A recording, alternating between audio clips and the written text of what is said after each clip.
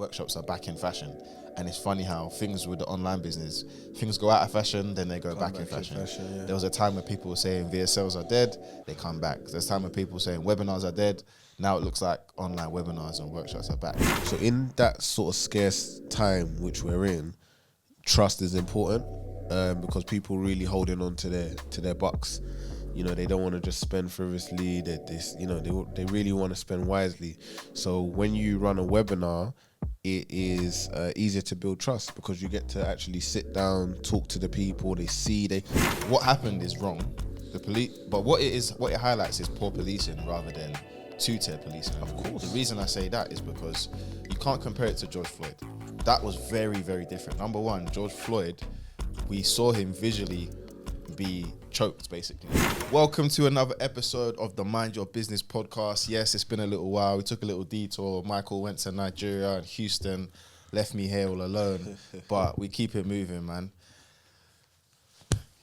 Your co-host, Jav. Michael. And yeah, it's been a quick, short one, but we got quite a few little topics to dive into. But before we do that, we've got our segments. The first one is, what's on your mind, bro? Jeez, listen, man, it's good to be back. On my mind is it's feeling good to be back, man. It's been a busy couple of weeks, a lot going on, to be fair. But you know what? Two things that Houston and Nigeria got in common is they got some like very obvious and blatant poverty. And I didn't expect that in Houston as well. But yeah, especially in Nigeria as well, where, you know, like basic necessities like electricity and water are still in a lot of places. Not everywhere, but a lot of places are still kind of, it's a struggle for some people. So it makes you grateful and, ready to just grind, man, no excuses. But what about yourself, man? You know what, yeah? It's going to sound mad, but I've been thinking about that. Why there's so many broke people in England, bro? Like, that's crazy. Basically, I'm trying to rent out my house, yeah? Okay. So I was doing it privately, no real estate agent, boom, boom, boom. Obviously, I've got a lot of people showing interest. I was just thinking, like, I didn't realise like how much people are on benefits. And then I was chatting to my cousin, obviously he works in real estate, and he was like, yeah, like 9 out of 10 people that apply, they usually need DSS to be able to rent, or they're on DSS UC. again? UC, I know UC. What does DSS stand for? Is that the council one where the council are paying part of the rent? Yeah, where they contribute to some of your to the rent. rent payment. Okay. Yeah, so I was thinking, right, like, there's a lot of people in the country that they're living off the state, innit? So, but the funny thing is, they're not all broke. they're not all broke. That's true. That's true. Some of them are just like, well, if it's there, I'm gonna use it. Yeah. It's true. Yeah. It's true. Some of them are actually not broke. They're just gamifying. Yeah. They're playing the game, innit? Yeah, which is true. So, yeah, man. Apart from that, just work, all that usual stuff. But yeah, something outside of work, man. But cool, man. There's a lot that's been happening. So, actually, I kind of want to start off with some RIPs, man. Some sad news. Yeah. Firstly, the creator of the Mobos, she passed away yesterday at only 57 years old. Kanya King? Kanya King? Yes. Yeah, Let's so get this right. only 57 years Kenya old. King. She had bowel cancer, I believe. Rest in peace. Yeah, so rest in peace. Obviously, the Mobos. As a kid, I used to love watching the Mobos. Man. Come on, bro. Yeah, bro. Memories. Even as you just said that, I'm like, some real moments of just seeing your type of people on the TV. And, you know what I mean? Especially when there wasn't really anything like that here. Like, Nothing like that. all you got in England is like the true. Brits, maybe the Brit Awards, and that's it. Everything else we're watching Americans. So That's true. There's Mobos, no BT exactly. awards. Mobos was the first time we're seeing our community kind of be uplifted, and on obviously when terrestrial TV was much bigger than it is now. Yes. BBC One, ITV, like it's mad, isn't it? So RIP to her. RIP. Little segment on her. So Kanya King, CBE. Okay, she died 57 years old. She's the founder of the Music of Black Origin Awards. So that's what Mobo stands for. In 1996. So just a year after we were actually even born. So she was actually working as a television researcher at the time. She remortgaged her own house to fund it with no institutional backing. She was the youngest of 9 children, Kilburn council flat, Irish mother, Ghanaian father. She dropped out of school. And yeah, she gate crashed the predominantly white male music industry. So by 1999, she had an MBE with the Mobos, and yeah, she's done a lot, man. So big her up, man. R.I.P. man. R.I.P.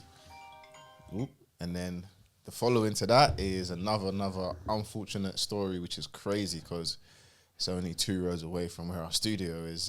But R.I.P. to Tale Riley, aka Tension. Tension, man. Yeah. We do what we do. Yeah. A lot of you ain't gonna understand that when I say that, but if you're from London, You should know that. Anywhere around our age range, and you watch Channel U, when that song came out, it was like It was a big song. It was a big song because it was just like conscious, but do you get what I mean? Yeah. It was wavy, yeah. Yeah, man, very, very sad. They just announced officially today, as we were setting up the pod. Yeah. They named them, but obviously there was already reports coming out. So yeah, man, passed away due to stabbing. So I know it's a bit of a dark way to start a podcast, but we want to just give these people their flowers. Give them their man, flowers more exactly. so, innit? Like, just celebrate life and that. It's very fresh with him, but I think that, like, what I like is that hearing about him after obviously his passed, is that he didn't just ghost after his success in Channel U. He was writing for people like Kalani, Usher, Dua Lipa, Britney Spears. So I'm thinking, wow, like, I didn't realize you had gotten that far. Yeah. We obviously saw the talent just from that one song that he put out on Channel U. For anyone who doesn't know Channel U, do your research. It was the one channel on TV back in the days that played urban UK rap, grime, R&B music.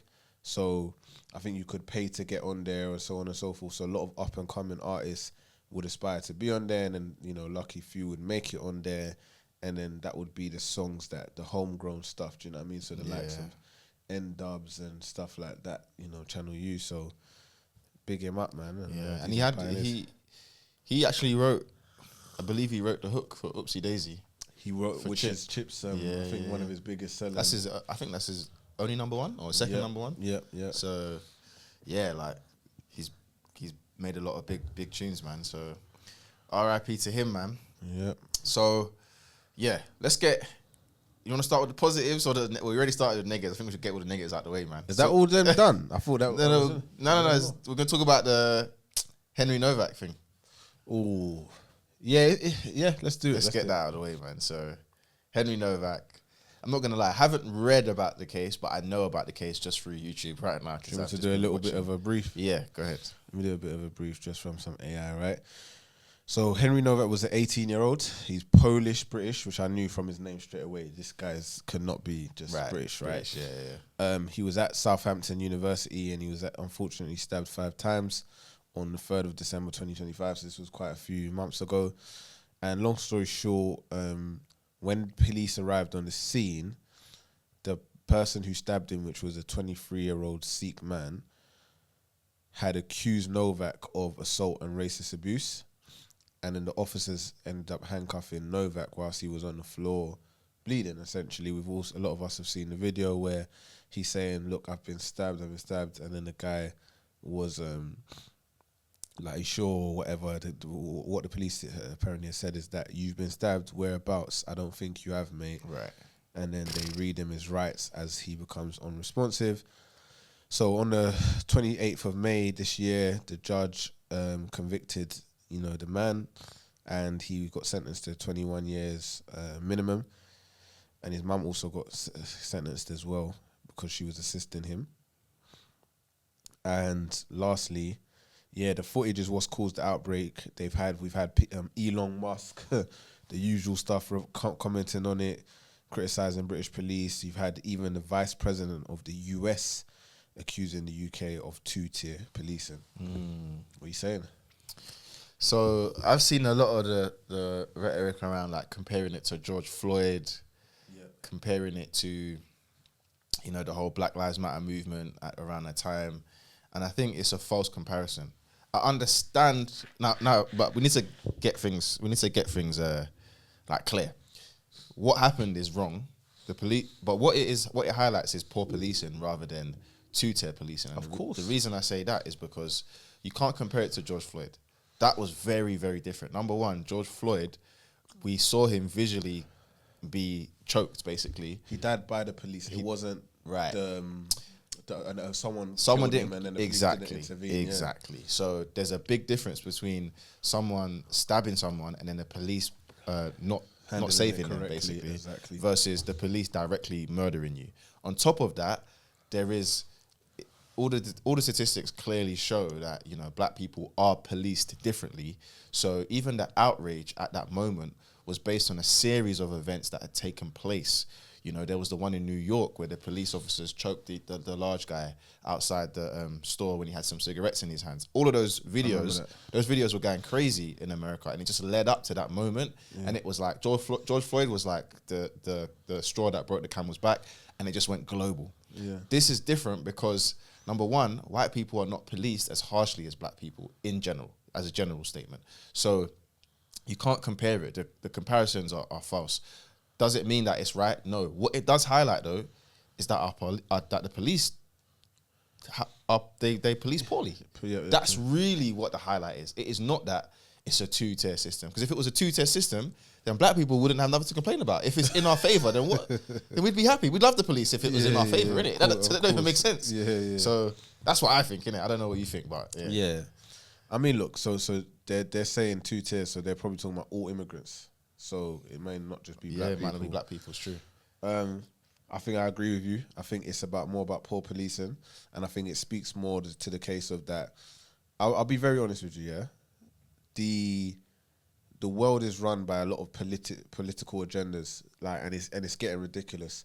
And I kind of put this on my story, but I say it here again, like, all you people who are being like led by these politicians and just being like brainwashed and just acting so ignorant and dumb, yeah, like you literally deserve to fall down and break your toe or whatever it is, because it is actually ridiculous. Do you know what I mean? Nigel Farage comes on a day after or whenever after the sentencing, using it to push an agenda, like, oh, two-tier policing, reform. Do you think he generally cares about Henry Novak? Did he speak up when in December? Did we hear about this in December? Did we hear about this? We didn't hear nothing about this. But because the person on his team who's in charge of media and, oh, this is a perfect opportunity for us, has given it to him on his table in a file, that's when now he's speaking up like he gives a toss. And so are the others. They don't care about this guy. Do you know how many white kids probably die all the time? Like, there's knife crime going on for white kids up and down the country because they are the majority of people. And they're involved in gang life just as much as young black and other people are too. So they don't care about this Henry Novak guy. They care about the agenda that he's pushing. Do you know what I mean? And it's funny because the biggest thing, if anyone's been in a hospital recently, you'll see that a lot of these hospitals are run the fuck down. If anyone's been into a GP recently, some of these GPs just look ridiculous. It looks nuts. Like, it's like, bro, you can't put a splash of paint. No, I'm being real right now. Like, you can't pay somebody to put a splash from the community to put a splash of paint in a GP. Do you feel what I'm trying to say to you? What do you think's happening in a police station? You've got the toughest job. As much as, you know, our communities generally give police and people in the force a hard time, you've got the toughest job. A police person can be just on a normal day on duty and be called, and next minute they're seeing dead bodies, they're seeing all sorts of madnesses, and you got them on some basic pays and all of that, and you're just, you know what I mean? So what I was talking to you about this the other day. They're getting these very young recruits because that's the only people they can get. These young people that were probably bullied in school, that they don't even care what they're getting paid, but they just want to get a bit of power and whatever. You know, then a lot of them ain't athletic. They're not. Do you get what I'm saying? I'm just being real here. Do you know what I mean? And they don't even have the money to fully, or they're not dedicating the money to really train them. Cool, you got these people, but train them on ethics, train them on athleticism, on, you know, decision making, like not being a flipping idiot, like, do you know what I mean? And then you have your problem sorted. Like, what we talking about two-tier police? It's clearly a white person on that flipping thing.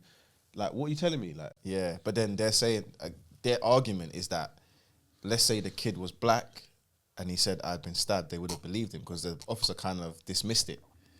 So they're saying, where's the merit for that argument? That's the argument, isn't it? That's the argument that because he's white and the other guy was Sikh, that they didn't believe that the Sikh guy had stabbed him, basically, and that they didn't believe him because he's white. And the Sikh guy had said to the police that he was being racist to him. Yeah, I think that's more what they're arguing. They're saying because he called the racist card, that's why the officer felt like, "Ooh, let me take this seriously," and whatever, right? Because you can't be telling me that, you know, a majority white police force are racist. Yeah, to white people. Like, come on, man. Like, let's make it. There's not even a point having that argument. It don't make no sense. It don't make sense. So you must be saying it that like when people call racist, then blah blah blah, and even that's a stupid argument. Let's be real here. Do you know what I mean? It's a very simple thing. The guy said he'd been stabbed. You're supposed to take that very seriously. Do you know what I'm trying to say to you? That's where the F up starts, that he didn't take it seriously. That's all it is. That's all it is. So it's poor policing that they need to be mad at. It's completely poor policing. It's different if he says he's been stabbed and he's in like an aggressive position, he's standing up and he's still like a threat. But, you know, the guy's laying on the floor. Like, he said he's been stabbed. Like, he's posing no threat. Check him out. Like, do you know what I'm trying to say to you? Yeah, it don't make sense. And you mentioned about, like, Nigel Farage and if he really cares. And the way that I contextualize that is I think, like, if they really cared, I don't know if you remember the Sarah Everard case, the white girl that got killed and raped by a police officer who was off duty, and he used his That was in Kent. Was it in Kent? I believe that was in Kent. So she was walking home alone. That was in Kent. That was in Kent. The thing I would say is, if those people really cared, where was the anger at that? At that time, the only people that were angry were women, because they were like, "Rah, we've been saying that you lot don't treat women well." That's a good point. And this has happened, and it was the people that were supposed to protect us that did it to us. Only people that were riding out were women. Yeah. And protesting. I remember that case. Yeah. So if we really cared, and that was a white woman and a white man. So if they really cared, where was that level of outrage from Nigel Farage and all the right wingers when Sarah Everard's case was happening? Yeah. So that's where I think, yeah, you know what I feel like, you know, I'm at a place now where if you're being that ignorant, these people that, you know, you people watching, whoever it is that you're being that ignorant, you're doing it because you want to be ignorant. Do you know what I mean? And at that point, I'm no longer on the fence. Do you know what I'm trying to say to you? I don't F with people who are trying to pretend that there's an anti-white prejudice. Like, do you know, you got to be sick in your head. Do you know what I mean? Or you're just so confused about life and your struggles and whatever that you're blaming it on whatever Nigel Farage tells you to blame. Yeah. And if that's what you're on, then it's just like they're dumb. They're idiots. Yeah. Do you know what I mean? And Elon it's just like a puppet show. It's so predictable. Elon Musk and the and Donald Trump's vice president. Okay, yeah. JD Vance. Like, JD Vance, I think his name. We know that Nigel Farage was receiving when he was like building back up, getting back in, he was getting funding from Elon Musk. They talked about it anyway. They said that it wasn't like confirmed. he's funding him, yeah. And he's said- funding Tommy Robertson as well. Yeah, they said, it never got confirmed. But come on, bro. Yeah. How are you even making that connection? What is Elon Musk? Why does he have a foot in British? It's the same thing when the Tommy Robinson thing happened. He was tweeting about it as well. Oh, there's going to be a civil war. This isn't right. Yeah. Like, it's such an agenda, innit? They're really trying to push this hate. And you know what? They won't win, innit? Good over evil. They're not going to win. Big up Arsenal. Listen, I'm not an Arsenal fan. I'm a United fan. Listen, I'm a United fan, yeah? But you know what I like to see? I like to see diversity. And I respect the fact that they would do that because they're a London club and London is the most diverse city in the UK. Yeah. Big up London, Birmingham, the cities that are diverse, and they show that, look, like, we're all people, innit? We're all people, and all this kind of divisiveness, like, you're not going to win. Keep doing what you want to do, but boom, that's my take on it. Yeah, man. Yeah.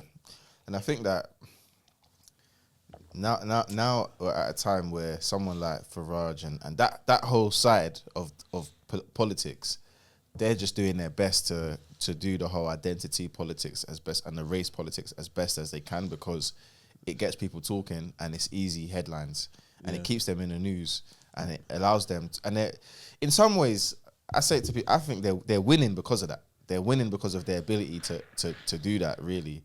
But I don't want to harp on that too much. We ain't got too much time, so I want to move on and switch speeds to something a bit more positive.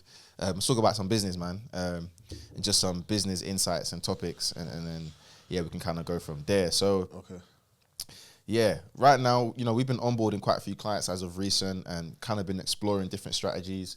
Sometimes when you're working in the business, you don't get the headspace to think about different ideas and what we can do. But even with that and all the busyness that's been going on, it's still been we've still been able to implement some things with some clients. And one of the things that's been working right now is like webinars and live workshops. I think we've seen it. It's so interesting. We had some guys use the podcast today.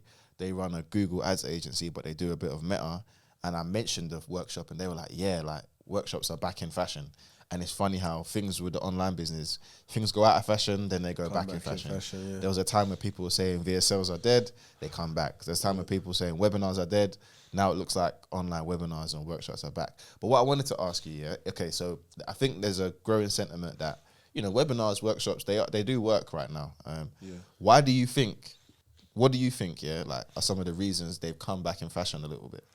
I think it's a time that we're in, and I always say like the market is in one or two places where it's like an abundant market where everything's like, there's loads of money, there's this, there's that, or where it's like a scarce market where there's uncertainty, there's turmoil, and people are a bit scared. So in that sort of scarce time which we're in, trust is important because people really holding on to their bucks. They don't want to just spend frivolously. They really want to spend wisely.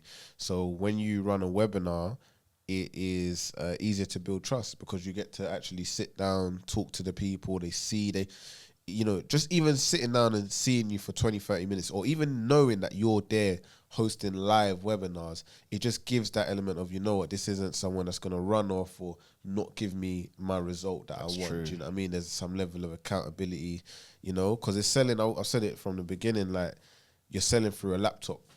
Any type of online, you're selling through a laptop. So that's already tricky. Do you know what I'm trying to say? But if you can add any element of trust into it, it's gonna work well. But then my only argument, not argument, but I always think, okay, what made webinars go out of fashion in the first place? Because there were a time where people were just like, I think they got sick of webinars because they knew that they were going to get pitched. Yeah, so that might be the only thing that made me think that maybe that's why it's gone out of fashion in the first place, because people were tired of getting pitched. Yeah. I would argue that, I think even still now, they're probably not effective for some people because we even know so some people on the left that webinars effective too, and it's not on the right. So I think it's all about how you do it. So I think if someone just pops up and just does a webinar, I think you can still have a crap webinar or not get results with webinars, but it's about how you do it. Yeah. Do you get what I mean? I think it's how you do it. And like you said, one of those the issues with it is pitching pitching too much, or like running 3-hour webinars. Like it's like who do you think you are? Like unless you, like I'm trying to think of a person like barring Drake, Alex Hormozy, do you know what I mean? That people would literally sit down there for 3 hours in nowadays, like where attention span and you got so much things to do. It's true. So I think like you just gotta find what works. And I think one thing that's big in business, we were talking about it earlier today, is congruency. What is the thing that you're coming into it with? What's the offer? And then how does the webinar truly like help that person with this offer? Is it a training where you're actually gonna teach me the skills, and then it should be congruent that, okay, I'm gonna, I've just heard about you do this, you help me with meta ads, or you help me with Google ads. You're telling me you're gonna do a webinar on how I can get from X to Y with Google ads. The webinar's an hour, you go into it, blah blah blah. Do you understand what I'm trying to say? It's just congruency, innit? Like if there's like a big, something that's just doesn't make sense, or there's confusion, or there's a lack of transparency, or the webinar's too long, or all these things can people cause drop like, off. Yeah, drop offs and stuff. And I think for those of you business owners that are thinking about doing a webinar, I think that you got to think about how to make it sticky, which means not just the webinar and the webinar day, but the time someone signs up to a webinar, what's happening before they get to the actual webinar. So the WhatsApp reminders, maybe having a free community so that even if they don't make it to the live webinar, you've still got them somewhere. Making sure all your data's on a spreadsheet and actually calling people before and after the webinar. Those are two things that can really make a big difference, especially with your show out rate. Sending them some videos, YouTube content, upselling before the webinar. Remember, we did a free in-person webinar, but we upsold the special package. So like having an upsell, $29, $20, $30 before they even come, and then having an automated sequence after the webinar to get them to either book in a meeting or buy your upsell, whatever it may be. Like one of our clients, Amanda, she doesn't want to take sales calls. That's her thing right now. She's just had a child. She doesn't want to take sales calls. She just wants it where they check out and pay the $1,999, something like that. So it's $2,000 basically. So her automation after is WhatsApps, emails to a checkout page with a VSL on it, basically, instead of taking sales calls. Obviously, she pitches the program on the call. People will take it up there and then at a discount if you do it on the live. But then she has a checkout page that people can buy after. So whatever your method is.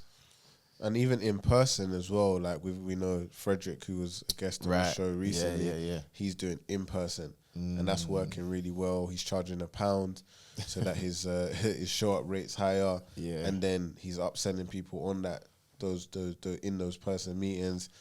I remember we had an event which is kind of like the same thing, and we sold normal tickets, which I think was like 60 quid or 50 quid, yeah. And then we had like a special ticket, upsell ticket, which was £100.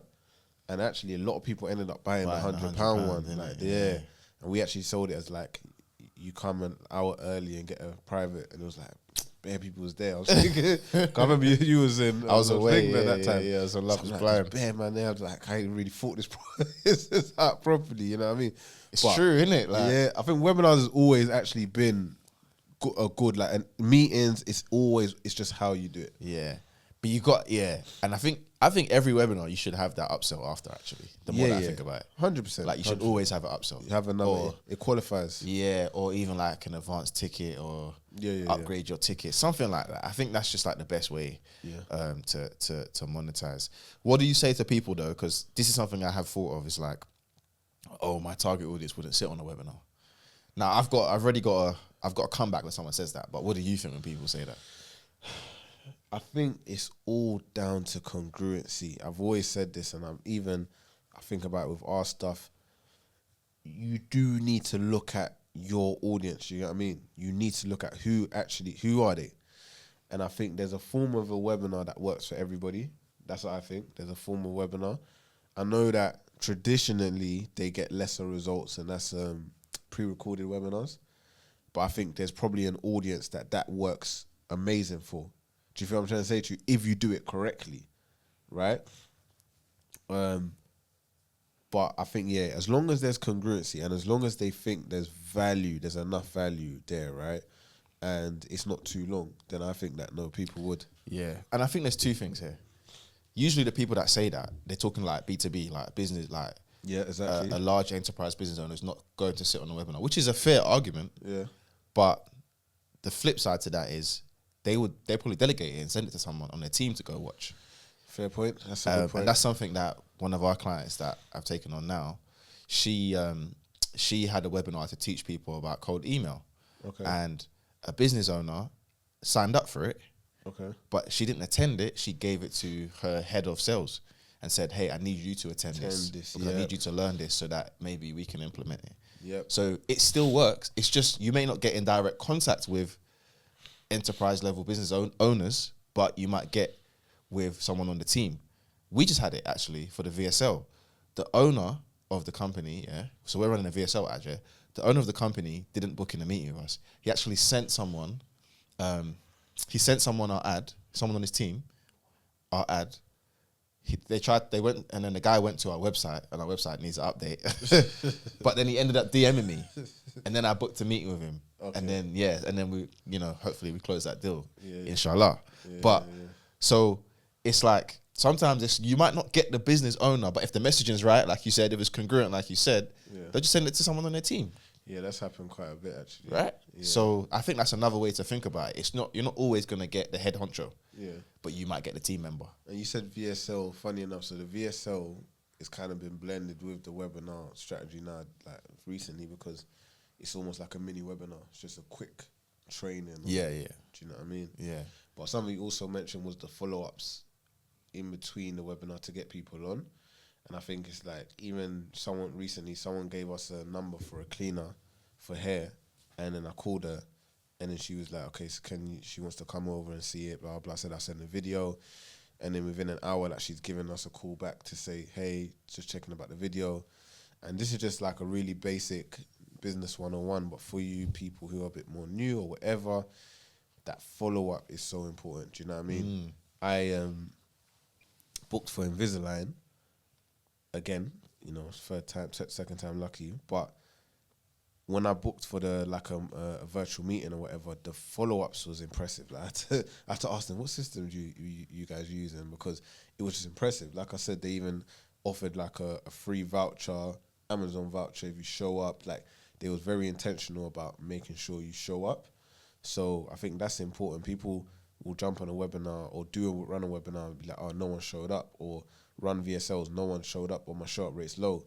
But you have to just analyze what is going on in the whole funnel and make sure that you're doing everything correctly to get people to show up. And that's true, you know. Like, someone did ask us, like one of our clients actually asked us regarding their webinar funnel, like what can we build in there to make them want to show up?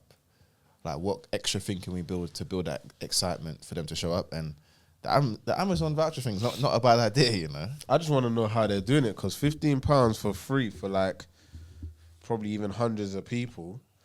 Now, to be fair, I haven't gotten my voucher. Right. So I don't know if there's a little clause as to, do you know what I mean? Maybe it's only if people ask for it, then they do it or something like that. Or maybe you got a book within a certain time frame or something like that. Do you know what I mean? It's a good idea, though. And it doesn't have to be about, it could be a lot of things. It could be something free that you've made up, a free resource that you've created that, you know what I mean? And that's an easy one you can implement. Like, we could implement that today. Like, okay, if you show up to your meeting, you're going to get our free B2B sales script. Yep. That closes 90% of deals or something like that. Like, yeah. So you got to get creative as well, man. And I think sometimes when you're in the business a lot, it's hard to get creative. I think that's what I've been feeling recently. It's hard for me to get creative because I'm doing a lot for the business that I'm not thinking about strategies or unique ideas. And I think every now and again, you need to have some unique, you need to pull something out of the bag and maybe reword your offer in a unique way. Maybe make a completely new, different offer. And that's something that I think our competitors do quite well, is they just always got this new offer. Like, one guy's gone from teaching agency owners to then implementing AI into brick and mortar business and any type of business. Like, it's the same guy, you know what I mean? And I think sometimes you need to have the right systems in place to be able to have the freedom to think. Yeah, it's like you build a team. The team are like the workhorses, and they're just doing the actions, and then you just sit at the top and you just, oh, new idea, all right, this is what we're doing now. Oh, this is what we're doing. And that flexibility and that ability to be dynamic is what gets you results, because you can capitalize on an idea or opportunity that just pops up. You know what I mean? Yeah, man. Cool. All right, then. So, quick one today. Go ahead. Yeah. Before we wrap this up, just on the business, sticking with the business. Sorry. What are some of the like big trends or big things you're seeing, and what do you think are going to be some of the big things that happen over the next 3 to 6 months in business? Yeah. AI in regards to, I think voice dialing, like when the whole AI bubble was starting and buzz was starting, I was very interested in dialing, because that's something I'm always quite hands-on with anyway. And, you know, we tested out loads of AI bots, the latency, it sounds robotic, but I think that people are starting to clock that it's really good. And again, when I booked that Invisalign thing, I got a call from AI to confirm the call. And I think that that's something that it's not only gonna improve, but people are gonna use it a lot more. Even us, I think it makes a lot of sense, all the things that can do. So AI definitely, the webinar thing, that was always a thing that was gonna happen because of how AI's taken over so much. I think that in-person, create like webinar, stuff like that, you know, things that can build trust are gonna be more important. And I think something that we might even need to do is just more in-person stuff, like back to events as what we were saying, because there's a lot of merit to it. Even now, we was just talking about this other day, we've got a podcast studio. So this is an in-person real thing. We're running ads and we're getting all sorts of people that will never really click on our other ads, probably, right? But they're coming because it's a podcast studio, right? And then now we're seeing them here, and then we can have conversations and we can sell them. So we can actually turn this to like a big part of our actual acquisition thing and make it really sticky. We talked about having the marketing sign there that says, hey, come get XYZ off you know what I mean? Like an offer there or whatever. So in-person related things, I think, are going to be like super important to think about, because the online world is going to get super busy. Yeah, that's a good point. That's a good point. What about yourself? Yeah, I think the in-person element is getting more and more important. I think we've got like a COVID slump, like a COVID hangover. Okay. And I think people are sick of being stuck inside and everything's online. Yeah. So I think we're now seeing the rebound of people just want to be in person. They want that connection. They want to see people. They want that. That's that trust builder. Yep. And I think because it's interesting, because the guy that I spoke to, the one I just spoke about, where he sent his team member to book a meeting with us. Yeah. It's interesting because the guy runs a coaching business and he built his business by speaking at other people's events. Okay. That's how he's purely built his business. He never done any paid advertising, and he's still like maintaining and doing it that way now. Yeah. And it's kind of gone 360 for him, because he never built an online engine. Yeah. That brought business for him. So now he's trying to build the inbound leads through ads, while still doing the in-person events, and selling on stage. And I think that, I do think in-person is like, I think people that master the in-person stuff and get their name out through being at events and networking and pitching live on stage, I think that is one way to go, a big way to go. Because I think, like we mentioned, that trust, a lot of people now, if you're just saying you do X, Y, Z and it's all online and no one gets to meet you and you ain't got that credibility and you ain't got no one to vouch for you that people can actually talk to, I think some people they're not buying into it anymore. I think you do need that, like, and also market fatigue. A lot of people have been burnt. Fatigue. We were talking about this the other day. Yes. Like, we were talking to someone, came to the podcast, she'd been burnt 10 grand. 10K. Someone we took on, pool, 80 grand, spent, like so many people have spent on marketing, or they know of these stories. So it's like, you got to try and build that trust a bit better. That's true. Yeah, man. Cool. All right, then. Well, before we wrap up, what is it? What you been listening to? Yeah? Ooh, hold on. Young M.A. I'll just say Young M.A. I've been listening to quite a lot of things. There's a big banger, Ashake Forgiveness, actually. You know what? I'm going to do Ashake Forgiveness, right? Okay. So obviously I've just come back from Nige, linked up with my Nige cousin, but he speaks French because he actually lives in Benin Republic, which is right next to Nigeria, right? And he just got that song in my head, do you know what I mean? So Asake Forgiveness, if you want a song, that's a serious banger. And then Young M.A.'s album, if you want an album, I think that's quite good. I'm gonna listen to Young M.A.'s album. Let me add that to my list. Right now, musically, I've been listening to Scorcher's new album, So he dropped Scorcher got an album? Yeah, he just dropped an album 2 days ago. Or one day. Yeah, it came out yesterday. I've been listening to it since it came out. He dropped it the night that the podcast episode with Winners came out. Oh, okay, so that's how he... Yeah. Actually, I think he dropped it the day that they dropped the clip with the Wretch, because I knew that was going to get views. Yeah, of course he did. Which I so I've been listening to that. It's good. I like it. It's grimy, like. Yeah, it's a lot of grime music in there. And then I've actually been going back. I've been listening to some Ryan Leslie, Started off with a kiss. I never really listened to Ryan Leslie. No, I mean, he's got one tune, bro. But I just been banging that. The one with Cassie. He wrote a lot. Did he write or produce? He wrote a lot of songs and produced. Yeah. So he's the one that influenced Nipsey Hussle to do the Proud to Pay. Did he? It was Ryan Leslie's whole idea. Yeah, so Ryan Leslie's the one that did the whole director fan thing first. I heard and then him and Nipsey Hussle linked up and he showed him the platform that he was using. Okay. Boom. So yeah, Ryan Leslie's behind a lot of that, especially for independent artists. Okay. So yeah, that's it, man. Yeah. Cool. Don't forget to like, share, subscribe. We'll be back on a more regular basis, but we had to make sure we get this out for you guys. But yeah, expect episodes every week, every Monday or Tuesday. More guests. And guests, yeah, I've actually got a guest coming, not next week, but the following week. Okay. Interesting one. It will be interesting. Just going to finalize that. But yeah, don't forget to like, share, subscribe, all that good stuff. If you listen on Spotify, give us a rating because that does push us in the algorithms. And this is the Mind Your Business podcast. My name's Jav. Michael. Peace. Go.